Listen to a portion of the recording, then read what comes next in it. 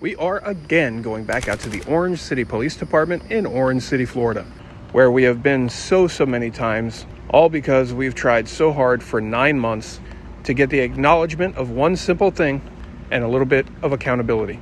Now, I cannot tell the entire story again or at the beginning of every one of these videos. So if you're new here or you want to refresh, there will be links to the other videos and to a playlist containing all the videos related to this. And I'll give you a little brief backstory for anyone who may be new until such time that you go catch up. There has been an ongoing internal investigation at this agency on an officer with this agency in reference to a complaint that I filed. In that complaint, I alleged that this officer accessed secure, sensitive department databases to obtain my personal information. These databases are intended for law enforcement purposes only, not to be used for personal use or retaliation or anything like that. I submitted a lot of evidence, and I alleged and provided evidence that it was not for any legitimate law enforcement purpose, but rather retaliation. Again, this is all well defined in other videos. But this investigation recently concluded, and no surprise, like almost everyone expected, we found ourselves not guilty, as is so common, unfortunately, across the entire country and law enforcement agencies.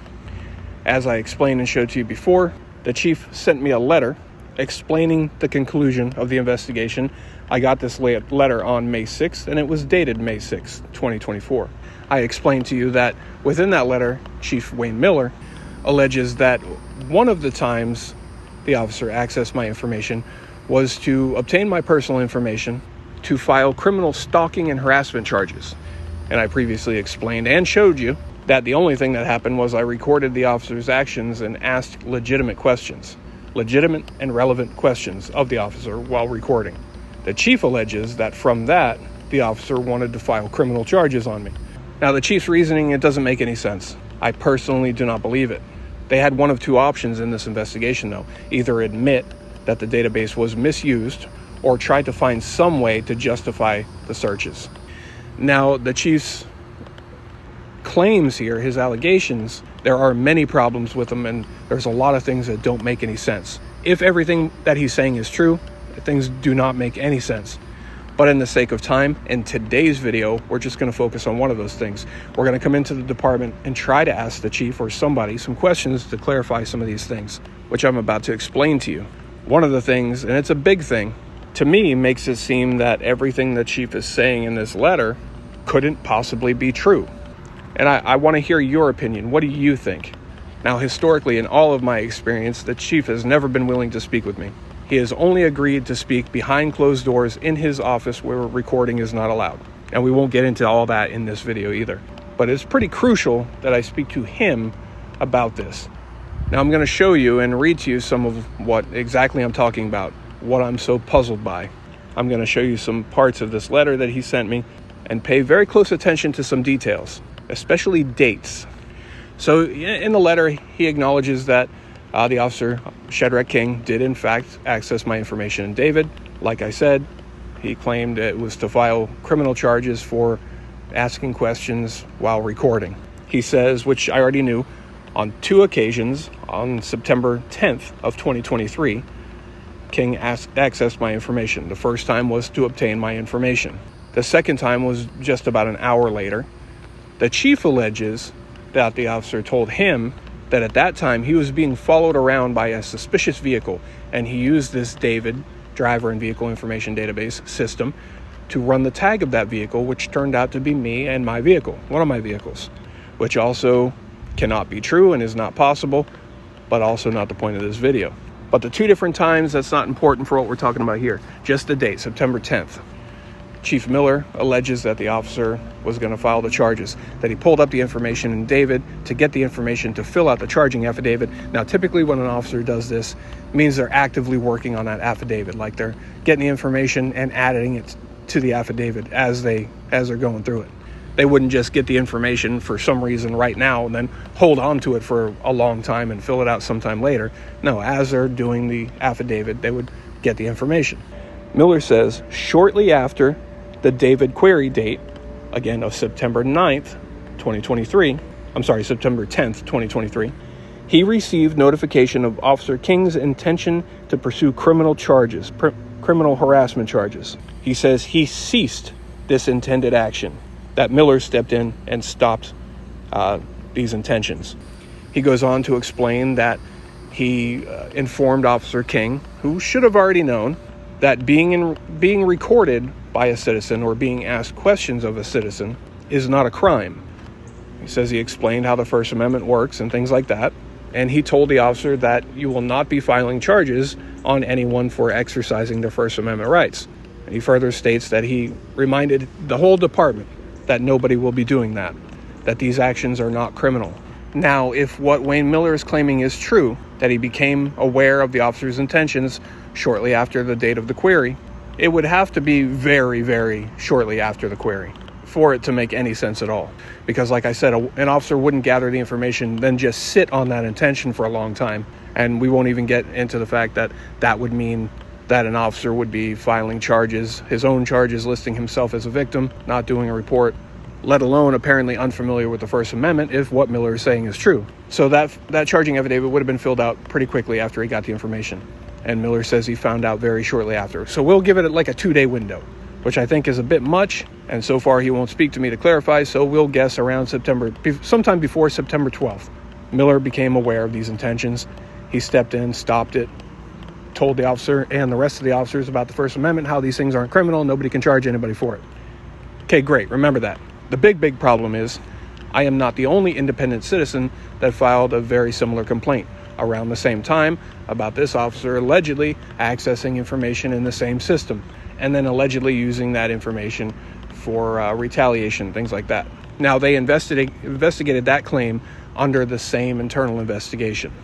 That citizen also got a closing letter from Chief Wayne Miller, also dated May 6th, but he got his 3 days after I got mine. I got mine on May 6th. His letter is almost fully identical to mine. The only things that have been changed, I mean, literally it's like the same letter, just a few details were changed, like specifics, dates, times, things like that. But this David search wasn't done on this citizen's information the same time mine was done. This was done on October 9th, a month after mine. So Wayne Miller explains in the letter to that citizen, he confirms that the officer did in fact access his information in the David system on October 9th, 2023. And like my case, according to the chief, this was with the intention to file stalking and harassment charges. And again, for the same things, that citizen independently, at the time we didn't even know each other, was also documenting, filming this officer's actions and asking questions of the officer. So according to the chief, Officer King felt that he could, again, the same thing as mine, file criminal charges.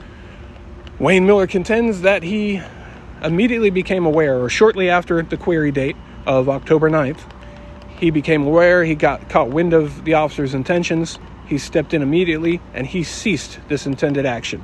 And then he got with the officer and explained the First Amendment, explained that these things and actions by First Amendment auditors, he says, or citizen journalists do not rise to the criminal level. These actions are protected by the Constitution, the First Amendment, and that he nor any other member of the department will be filing criminal charges on anyone for exercising the First Amendment. Hopefully most of you now see exactly where I'm going, exactly what the huge problem with this story is now. If we are to believe that what Miller claims is true, then he got with the officer in September, explained the First Amendment, said it's not criminal, had that whole spiel, and told the rest of the department, hey, this is just FYI, this is not criminal. Nobody's going to charge anybody for exercising the First Amendment. And then, according to him, apparently, the officer forgot a month later, either forgot or ignored the chief's direction and intended to do the exact same thing again. And then what happened? The chief forgot about the conversation he allegedly had, so he went back to the officer, had the exact same conversation, and again told the rest of the department the exact same thing. See what I mean? This doesn't make any damn sense. And this truly, for me, is exhausting. You know what makes a lot of sense? You know what isn't super confusing? The truth. The truth is typically very easy to understand, clear cut. You don't have to try to put puzzle pieces together. And you have seen so many examples from this agency, the department and the city, of so many of their claims and actions just not making any damn sense. Maybe most people will let it go or be too confused and be like, okay, well, I guess I just don't get it. Or just become too exhausted and too annoyed and just give up. But things don't change if we do that. Now, I have to add in here that I do not yet have the full file of this internal investigation as I've requested. In there, I'll have probably audio and transcripts of all interviews with the officer and anybody else. So at this point, I cannot say what Miller is claiming that the officer said is true. I can't say that the officer actually said these things in the investigation. I'd have to hope not, because that would just be an absolute mess. I have to hope the chief is confused or something. But the only way we're going to clarify what he means, what his words mean, is asking him directly. And if you've followed all of this, you already know trying to have a documented, transparent conversation with him is harder than finding an entire litter of newborn unicorns playing saxophones and sneezing glitter. And there's a lot of valid reason to seek clarification, not just for the people, but for the officer too, and the whole department. Because going by what he's saying here, correct me if I'm wrong, hit those comments for sure, but to me, he seems to imply that the officer does not or did not understand the First Amendment and literally thought that if someone points a camera at him and asks questions, he can file criminal charges on a good citizen who's done nothing wrong. That the officer would think that that's okay to retaliate against somebody, to abuse a position because you don't like that they filmed your actions. And not only that, but the chief says then at that point in September, he made it clear the First Amendment is not a crime. But then just a month later, the same cop forgets or just says to hell with what the chief says, I'm doing it anyway. Again, make it make sense. And unfortunately, when the source refuses to speak to you, you kind of have to just try to figure it out and put it together, which is what I'm doing here. And I've attempted several times before making this video to try to get his clarification. So we're going to come in and see if he will. He's got a long history of not, but we'll see. But is his claims in these letters, is it not true? Is he making mistakes? Does he realize he doesn't paint the officer in a very good light by what he's saying? I don't know, but it's mind-boggling. So let's get in here. Let's see if we can get him to come out and clarify it and help us all understand what he's saying here. Hey, so 1 to 10, right? 1 being you feel homicidal, to 10 being I brighten your day as bright as it could be. What level are you when you see me walk in? You can be honest. All right, how are the numbers again? One is homicidal, and 10 is like you're ecstatic. 5. We'll go with 5. How about 5. That's a general 5. A general 5. I appreciate not a 1. I just needed to get. I guess I'm going to have to submit a public record request to get clarification on something. I would love to ask the chief himself, but he's not going to talk to me, I don't think, unless he would. I have a question about something specifically that he said. In reference to IA, he said that King accessed my information and David on September 10th, right? And he says it was with the intent to file harassment charges on me. And he says that very soon after that inquiry that King did and David, Miller became aware of his intentions, and he got with him and told him, hey, you can't do that. There's nothing criminal there. Explain First Amendment type things and said, you can't do that. And then he went on to say he let everybody in the department know to make sure they're aware that these are not criminal activities. And, but then 3 days later, he lumped in a different citizen, Stephen Sanders, with mine, which, we're two separate people, but whatever. But he sent Stephen Sanders almost an identical letter, but he said that King accessed Sanders' information in David on October 9th. And Miller says very soon after that inquiry, he became aware that King's intentions were to charge Sanders with harassment. So he got with King and told him that wasn't criminal and explained to him the First Amendment type things and told everybody else to make sure everybody's aware that these things don't rise to a criminal level. The only problem with that is he says he just did that a month earlier. So, I'm curious if was King told that in September, and then a month later he forgot and did it again, and then Miller forgot that they had the conversation, and the whole thing just replayed. So that doesn't make, you see what, Yeah. I tried to explain it in a way that would make sense. You know, I'm not calling you stupid, I just mean I'm trying to break it down. No, I understand. He says this, and he would have had to become aware, if King's intention was to fill out a 707, and Miller found out about it and stopped it, it would have had to been pretty quick, because 707, I mean, you knock that out you get the information in David and knock out a 707, so it's not sitting around for a long time. So I would imagine the day of, or within a day or two, if he hadn't done it yet, and I guess he hadn't, Miller says he got wind of it and got with him. But then the exact same thing played out a month later. So I'm trying to get some clarification on when Miller became aware and notified everybody else in the department, refreshed them. And then, is that true? Did the exact same thing play out a month later? Or because he accessed our information, he accessed mine first in September, and then a month later in October, he accessed Sanders' information. It was 10/9 and 9/10 were the dates, ironically. Just to make it a little extra confusing. It's almost like it was he put the wrong date on there, but Yeah. So I don't know if I have to submit a records request to get that clarification, because that's not going to be part of the investigation, because that's something that came out of Chief's memory. He said he became aware of that, and then he did what he did. So I did request the whole file for the IA, but I don't believe that will be any part of it. let me go check with them and see if that is mentioned in there, if they know off the top of their head. Let me go check. All right, thank you. I highly doubt anyone's going to come talk to me. Typically, I'm told that they're busy, they're in a meeting, whatever it might be. And as for the chief himself, well, like I said, I'd be less surprised to see a cloud of glitter appear as I am played a little ditty by a newborn unicorn with their tiny little saxophone than I would be to see the chief come out and say, "What can I do for you, good citizen?" I don't know. Chief's in a meeting. He hasn't come out. I can hear him in there. I would say, if anything, it probably will be in the copy of the IA when we get it sent to you.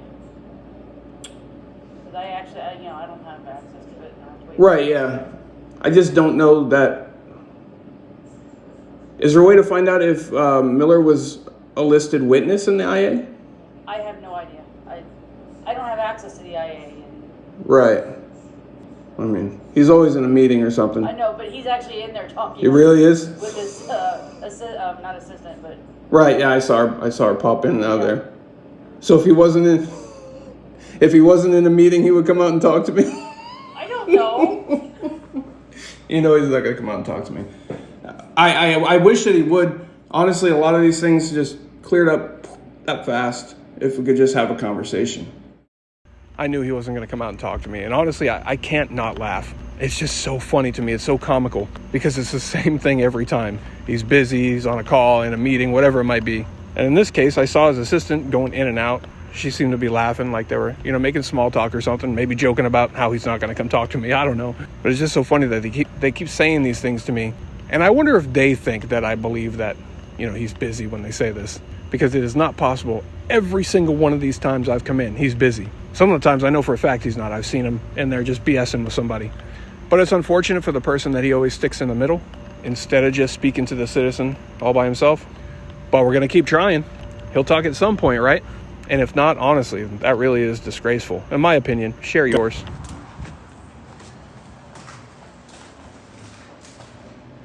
It's me, Mario. Hello. Hello. What's up? I'm just trying again. Let me see. Hold on. All right. I just want to get clarification on it, like I said.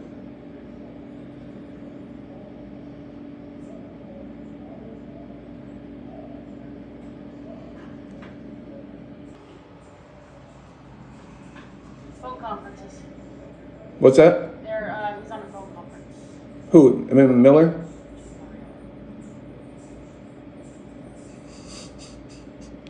You I know. asked him if you could come out, and he's like, I am in the middle of something, I can't. No, I know he doesn't want to. But ultimately, I mean, he can't speak for Miller.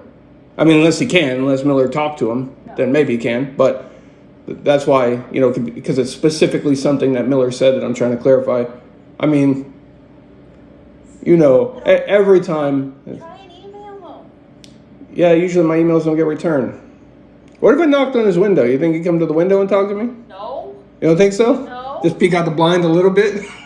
No. He doesn't have to show his face. Maybe just an eye. Just an eye right there. Just tell him that. I know he doesn't want to be on camera. Tell him all that'll show up is an eye. And I put a little caption right there. Chief Miller's eye, unknown if right or left. About Miller's eye, I just want to get clarification. Chief's eye, I just want to get clarification on this thing. Blink twice for, see if we can do it like that. Right in the window. I don't know. Is his window open? No. Oh, okay. So you wouldn't see me if I moved. That might be an idea, though. You know, honestly, I know people are annoyed, and, you know, I try to make light of anything, but I'm annoyed too. Very, very honestly. Legitimately, 9 months ago, that stupid little thing happened. And the point I was trying to make is you cannot demand ID. You don't have what it takes to demand ID, right? Everybody knows that. It's clear to everybody. And all I didn't even want to make a complaint. I just wanted to talk to somebody just so to be like, ooh, shit, yeah. Shouldn't have done that. We'll get with them. That's it. I know. But the shitstorm instead, like, so that's what's driven me, because instead of that, everybody just doesn't even acknowledge it.